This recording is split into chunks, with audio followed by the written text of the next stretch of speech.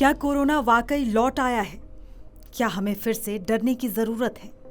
Asia में Covid की हलचल के बीच भारत अलर्ट मोड पर है, लेकिन इस बार की कहानी थोड़ी अलग है। सिंगापुर और हांगकांग में कोविड-19 के मामलों में अचानक उछाल देखा गया है। LF7 और NB18 नाम के दो सब वेरिएंट इन मामलों के पीछे हैं। दोनों ही ओमिक्रॉन परिवार के सदस्य हैं और JN1 से जुड़े हैं। लेकिन अच्छी खबर ये है कि अब तक इनसे जुड़ा खतरा गंभीर नहीं दिख रहा। अब सबसे अहम सवाल ये कि कोविड वायरस बार बार अपने रूप क्यों बदल रहा है।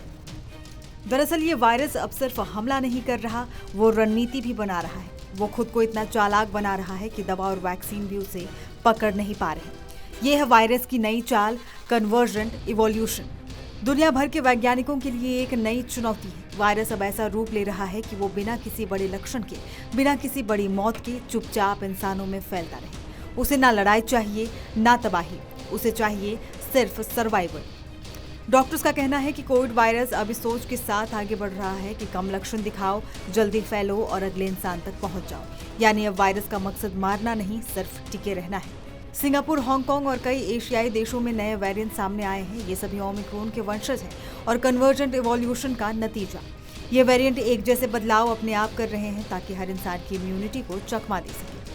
भारत की बात करें तो भारत में फिर एक बार कोरोना वायरस की दस्तक सुनाई दी है। देश में अब तक कोविड-19 के 257 सक्रिय मामले सामने आए हैं। स्वास्थ्य मंत्रालय ने स्पष्ट किया है कि सभी मामले हल्के हैं और किसी को अस्पताल में भर्ती करने की जरूरत फिलहाल नहीं है। यानी ये वेरिएंट खुद को तेजी से फैला सकते हैं, लेकिन अब तक इनसे गंभीर बीमारी या मौतों की कोई रिपोर्ट सामने नहीं आई है। बावजूद इसके केंद्र सरकार और स्वास्थ्य एजेंसियों ने हालत पर पैनी नजर रखी हुई है। डॉक्टर्स का कहना है कि ये समय घबराने का नहीं, बल्कि समझदारी से काम लेने का है। इन नए वेरिएंट्स के लक्षण पुराने जैसे ही हैं, जैसे गले में खराश, हल्का बुखार, सूखी खांसी, सिर दर्द और थकावट, यानी लक्षण हल्के से मध्यम है।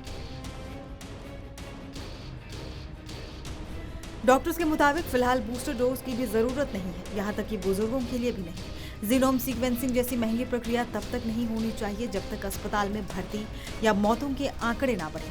पिछले कुछ हफ्तों में ये खबरें सामने आई हैं कि सिंगापुर और हांगकांग में कोविड-19 के मामलों में बढ़ोतरी देखी गई है, लेकिन ज्यादातर मामले हल्के हैं और ये असामान्य गंभीरता या मृत्यु दर से जुड़े नहीं हैं।